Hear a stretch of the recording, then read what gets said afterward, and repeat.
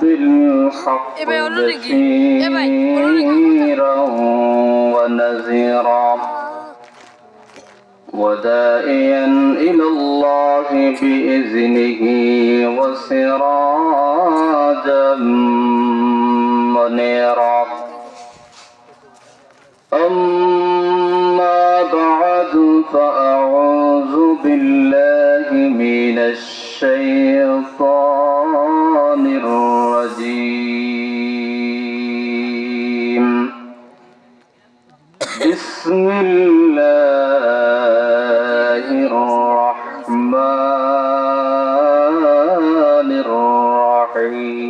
الرحيم رب ارحمهما كما ربياني صغيرا صدق الله العظيم وصدق رسوله النبي الحبيب الرؤوف الرحيم ونحن على ذلك من الشاهدين والشاكرين والحمد لله رب العالمين إن الله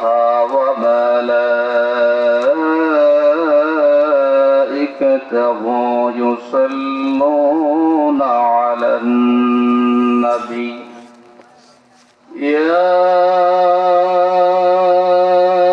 أيها الذين آمنوا صلوا عليه وسلموا تسليما اللهم صل على سيدنا مولانا محمد وعلى علي مولانا محمد প্রাণ খুলে আমরা সবাই পড়ি আল্লাহুম্মা সাল্লি আলা সাইয়্যিদিনা মাওলানা মুহাম্মদ ওয়া আলা আলি সাইয়্যিদিনা মাওলানা মুহাম্মদ আরশে নিচে সিজদায় পড়ে কান্দেন নবীজি যারে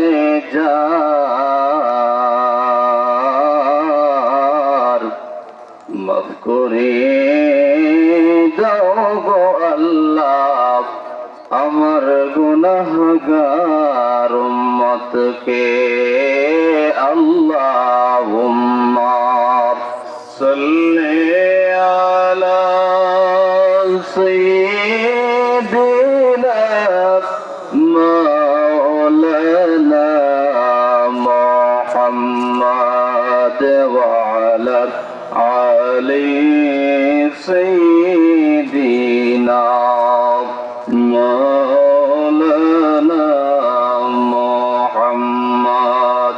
আমরা একটু জিকির করে লা ইলাহা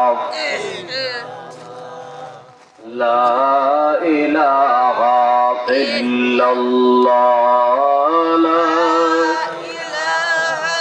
ইল্লাল্লাহ লা ইলাহা ইল্লাল্লাহ সুবহানাল্লাহ والحمد لله لا إله إلا الله لا إله إلا الله لا إله إلا الله حسبي ربي جل الله ما في قلبي غير الله النور محمد صلى الله لا إله إلا الله سبحان الله والحمد لله لا إله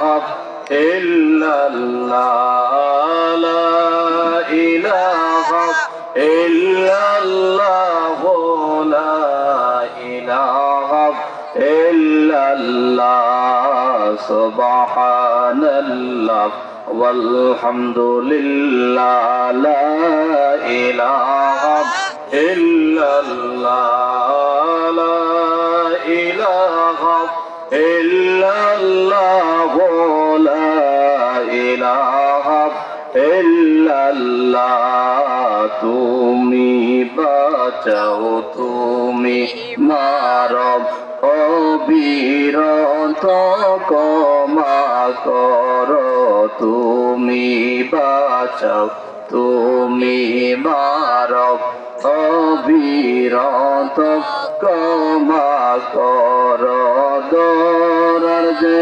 জনতাকে দরার যে জনতাকে দর তোমার মতোই সবই আল্লাহ সুবহানাল্লাহ ওয়ালহামদুলিল্লাহ লা ইলাহা ইল্লাল্লাহ লা ইলাহা ইল্লাল্লাহ লা ইলাহা ইল্লাল্লাহ লা ইলাহা ইল্লাল্লাহ মুহাম্মাদুর রাসূলুল্লাহ সাল্লাল্লাহু আলাইহি ওয়াসাল্লাম।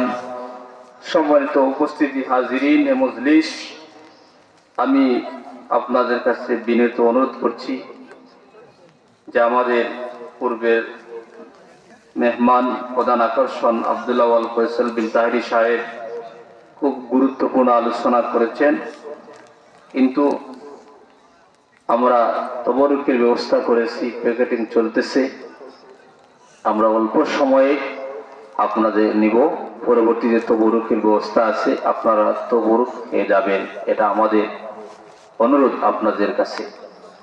বিশেষ করে আমি বেশি সময় নেব না, এর আগে একটা বিষয় বলতে হয়, কারণ আমরা যখন বাজারের মধ্যে যাই আমরা দেশি মাছগুলো আমরা খুঁজি, খাওয়ার জন্য খুব স্বাদ লাগে, ঠিক না? কিন্তু এখনকার বর্তমান যে ওয়াজের যে কন্ডিশন, এটা আমি কোনো মানুষকে ছোট্ট করে বলি নাই, এটা দ্বারা বোঝানো হচ্ছে যে ঢাকা অথবা ঢাকার বাহিরে যারা আছেন আন্তর্জাতিক খ্যাতিসম্পন্ন ভার্সের কোরআন, এরা ছাড়া যদি ওয়াজ হয় তাহলে গড়ে সব মানুষ ঘুমে থাকবে, এটা প্রমাণ করে, ঠিক না বলেন?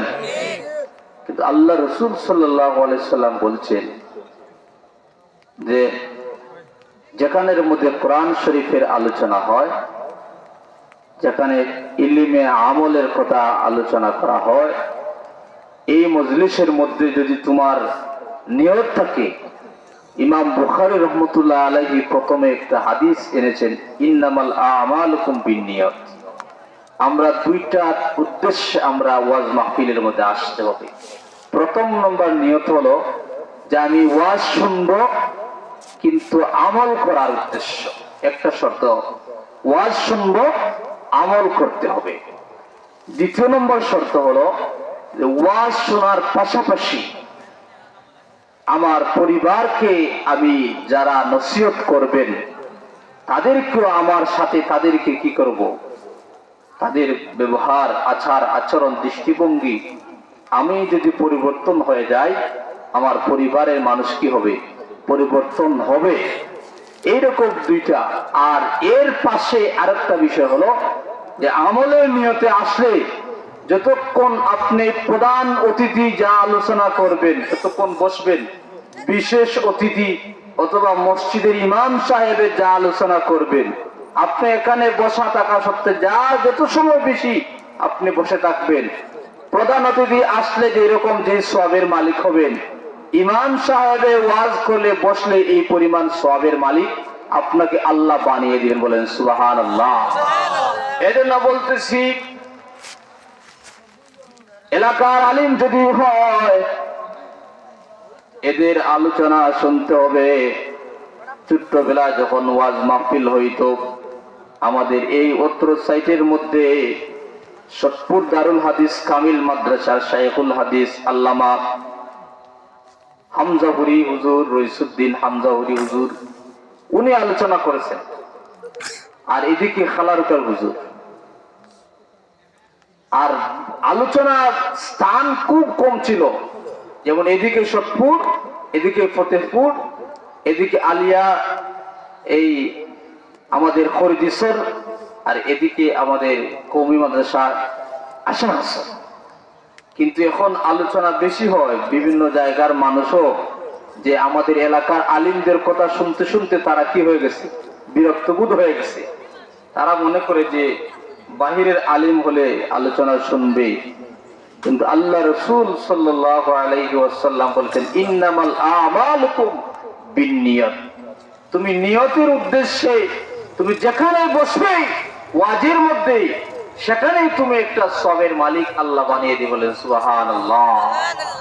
তাহলে আমরা কি করব? দ্বীনি আলোচনা শুনব, কিন্তু আমি যে বিষয়টা নিয়ে কিছু সময় নিব, আপনারা আমার সাথে থাকবেন তো ইনশাআল্লাহ? আল্লাহ কবুল করে, আল্লাহুম্মা আমিন। আমি আরেকটা বিষয়ে আলোচনা করার কথা ছিল, যে নামাজের গুরুত্ব সম্পর্কে অনেক আলিমেরা এখানে আলোচনা করেছেন। বিশেষ করে বেশি যে বিষয়ে ইম্পর্টেন্ট গুরুত্বপূর্ণ যে বিষয়ে ভূমিকা রাখার কথা ছিল, আজকের মুসলমানরাই জায়গা জায়গার মধ্যে মসজিদ নির্মাণ করছে, কিন্তু মসজিদের মুসল্লির সংখ্যা কম। ঠিক না বলেন? আজকের মুসলমানরা জায়গা জায়গার মধ্যে ওয়াজ মাহফিল দিচ্ছে, কিন্তু ওয়াজের শ্রোতা কম, ওয়াজ বেশি। ঠিক না বলেন? কিন্তু শাহজালাল মুজাররদি আমনে